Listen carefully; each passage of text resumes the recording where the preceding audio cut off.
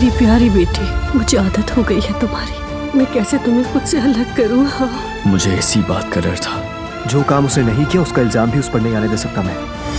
अपने लिए चोर सुनना अच्छा लगेगा तुम्हें? अगर ये मामला स्कूल बोर्ड तक चला गया ना, तो तुम्हारी लाइफ तो गई। तुम्हें अपनी बेगुनाही साबित करनी होगी। क्या सीसीटीवी फुटेज देख सकते हैं हम? हो कौन तुम, पुलिस में हो या इंटेलिजेंस में हो? मैं साना को बेगुनाह साबित करके ही रहूंगा।